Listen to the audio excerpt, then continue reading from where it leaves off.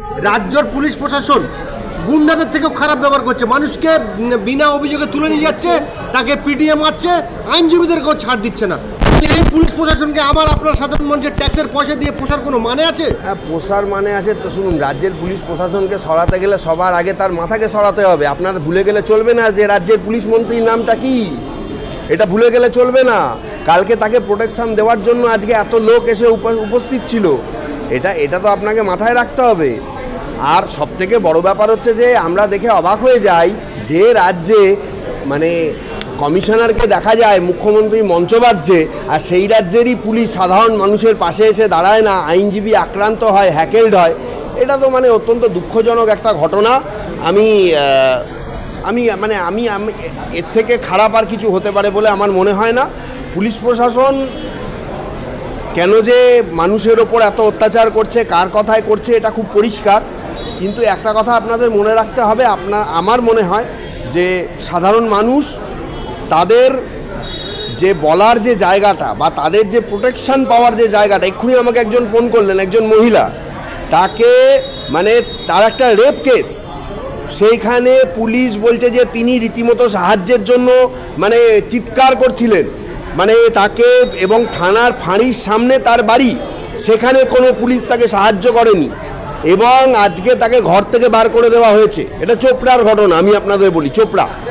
যে চোপড়াকে নিয়ে আপনারা জানেন যে কিছুদিন আগে যে ওই বিধায়ক যারা জেসিবি ইত্যাদি ইত্যাদি এত কিছু ঘটনা ঘটেছিল, এবং এই জেসিবির লোকরা ওই থানায়, ওই যে ওই ফাঁড়িতে, ওই থানায় তারা এসে হচ্ছে তারা মানে পরিষ্কার পুলিশদের ওপরে তারা মানে কমেন্ডিং করে। আমরা কোন রাজ্যে বাস করছি এটা আমাদের চিন্তা ভাবনা করে দেখা উচিত, এটাই বলবো আমি সূত্র মারফত খবর পেলাম, আমরা সূত্র মারফত খবর পেলাম যে ঢোলা থানার ওসি মানস চ্যাটার্জি, নাম কিন্তু মানুষ, তার বিরুদ্ধে অভিযোগ অমানুষের মতো। তিনি বলছে অমৃতা সিনহার বেঞ্চ থেকে মামলাটি সরে যাওয়ায় আমি রাত্রে ভালো মতো ঘুমাতে পারছি এবং স্বস্তি পাচ্ছি। যদি এই ন্যায়পালিকার অবস্থা হয় তাহলে সাধারণ মানুষ যাবে কোথায়? দেখুন, এটা আমি কি বলবো, এই বিষয়ে আমার বলার মতন কিছুই নেই। সবথেকে বড় ব্যাপার হচ্ছে যে জিনিসটা এত ব্যাপার হয়ে, এত ঘটনা বহুল হয়ে যাওয়ার পরও আমি আপনাকে শুধু একটাই কথা বলবো যে আজকে হাইকোর্টের কিছু বেঞ্চ রয়েছে, যে বেঞ্চের অর্ডার আমরা দেখছি অসম্ভব ভালো, এবং যে বেঞ্চের অর্ডারে সত্যিকারের পুলিশ প্রশাসন নড়ে চড়ে বসেছে। কিন্তু আবার অন্যান্য যে বেঞ্চগুলো, সেই বেঞ্চগুলোতে দেখা যাচ্ছে যে আশানুরূপ মানুষের অর্ডারগুলো হচ্ছে না। সুতরাং আজকে তার এই কথাটা অত্যন্ত ইঙ্গিতপূর্ণ বা দৃষ্টিভঙ্গিপূর্ণ বলে আমার মনে হয়েছে। দেখা যাক, যে জজ সাহেবের কাছে আছে আমার ধারণা তিনিও যথেষ্ট কম্পিটেন্ট, তিনি যথেষ্ট ভালো এই অর্ডারটা তিনি দেবেন। কিন্তু পুলিশ যেভাবে সাধারণ মানুষের ওপর অত্যাচার করছে, পুলিশ যেভাবে সাধারণ মানুষকে প্রোটেকশান দিচ্ছে না, সাধারণ মানুষের কাছ থেকে পুলিশ যেভাবে তাদেরকে নিজেদেরকে সরিয়ে নিচ্ছে এবং নেতাদের হয়ে কাজ করছে, এই মানে তাতে তো এই জিনিসগুলো হবেই। তাতে আপনাদের মানে দেখুন, এটা পরিষ্কার আপনাকে মনে রাখতে হবে যে রাজ্যের যিনি পুলিশ মন্ত্রী, তিনি কিন্তু রাজ্যের মুখ্যমন্ত্রী, তাকে প্রোটেকশন দেওয়ার জন্য হাজার হাজার পুলিশ অফিসার উপস্থিত থাকে। এত দাপাদাপি, এত কিছু, কালকে এত বড় তার মিছিল, মিটিং, 21শে জুলাইয়ের মতন ঘটনা, পুলিশ তো নিজেরই আইন মানে না, পুলিশ তো নিজেরই আইন মানে না। আপনারা কি জানেন, আপনাদের একটু স্মরণ করিয়ে দিই, একটা 144 লাগু হয়েছিল, কলকাতায় কোনো মিটিং মিছিল করা যাবে না। কতদিন অবধি সেটা লাগু ছিল জানেন? 26শে জুলাই অবধি। কতই জুন থেকে, 4ই জুন থেকে 26শে জুলাই অবধি, এই 1 জুন থেকে 26শে জুলাই অবধি এটা লাগু ছিল। সেটাকে কিন্তু পাল্টানো হয়নি। সেইখানে 144 এরিয়াতে এই 21শে জুলাইয়ের মিটিং হয়েছে, এটাও তো অনৈতিক। পুলিশ তো নিজেই, পুলিশ মন্ত্রী তার নিজের আইন ভাঙছেন।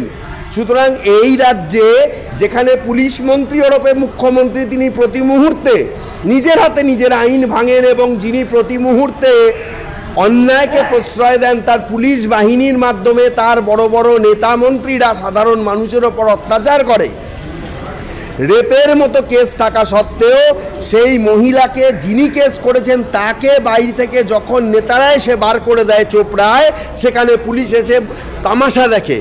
ভিডিও গেম খেলে মোবাইলে, তার বাড়ি থেকে ঢিল চোড়া দূরত্বে সেই চোপড়ায় সেখানে পুলিশ ফাঁড়ি রয়েছে, আমার কাছে স্পেসিফিক অভিযোগ আছে। তাহলে সেই রাজ্যের পুলিশ এবং যেখানে জামালউদ্দিনের মতো গুন্ডারা, শেখ শাহজাহানের মতো গুন্ডারা, জেসিবির মতো গুন্ডারা পুলিশের মদতে দিনের পর দিন অত্যাচার করে যায়, সেখানে এই ঘটনা এটা খুব কমন বলেই ধরে নিতে হবে। এবং সবথেকেও বড় ব্যাপার হচ্ছে যে আজকে পুলিশের এই দৌরাত্ম্য বারবারন্ত, এটার কারণ হচ্ছে যে কোনো কোর্টের কঠোর এবং কঠিন অর্ডার না থাকা বা পুলিশের মানে আইনকে বৃদ্ধাঙ্গুষ্ঠ দেখানো, পরিষ্কার কথা, আর কিছু নয়।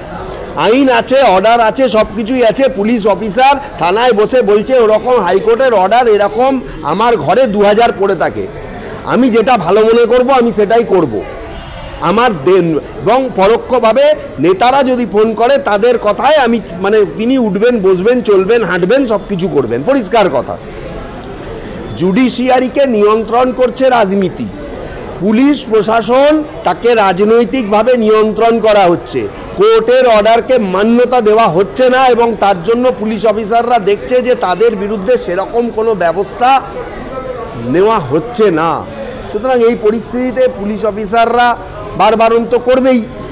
আরও ঘটনাই, আবু সিদ্দিকির মতন ঘটনা, সৌরভ মণ্ডলের মতো ঘটনা, আরও ঘটনা দেখতে পাবো আমরা। এই পুলিশকে যে জব্দ করতে পারত, রাজ্যের পুলিশ মন্ত্রী একবারও তিনি বলেছেন যে পুলিশ প্রশাসন সাধারণ মানুষের অভিযোগ পেলে ব্যবস্থা নেবে? একবারও তিনি বলেছেন যে যে অন্যায় করবে তার বিরুদ্ধে পুলিশ ব্যবস্থা নেবে? একবারও তিনি বলেননি তার এই 21শে জুলাইয়ের মঞ্চ থেকে। উল্টে তিনি বলেছেন কি, বাংলাদেশের ইস্যু নিয়ে তিনি কথা বলেছেন। বাংলাদেশে কি হচ্ছে? আরে নিজের দেশে কোটা সিস্টেম আছে, নিজের দেশে মানুষ শান্তি পাচ্ছে না, নিজের দেশে মানুষের নিরাপত্তা নেই, বাংলাদেশের মানুষকে নিরাপত্তা দেওয়ার জন্য তিনি ব্যস্ত হয়ে উঠেছেন। তিনি মুখ্যমন্ত্রী, তিনি বলতে পারেন, কিন্তু যেখানে সাধারণ মানুষের নিরাপত্তা নেই, নিজের রাজ্যের মানুষের নিরাপত্তা নেই, সেখানে কিভাবে অন্য দেশের কথা তিনি প্রসঙ্গত টেনে আনেন, এটা আমার মানে অত্যন্ত অবাক লেগেছে। যদিও তার স্বভাবসিদ্ধ ভঙ্গিতে তিনি কাজ করেছেন। পুলিশ প্রশাসন তারা নিজেদের কাজ কোনোদিনই ঠিক মতন করছে না, এটা আপনাকে মানতেই হবে।